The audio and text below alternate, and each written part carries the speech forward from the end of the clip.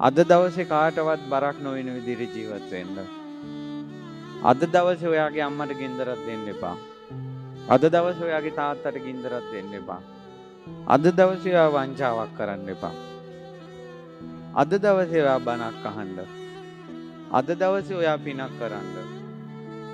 අජ්ජේව කිච්ඡං ආතප්පං කෝ ජඤ්ඤා මරණං සුවේ.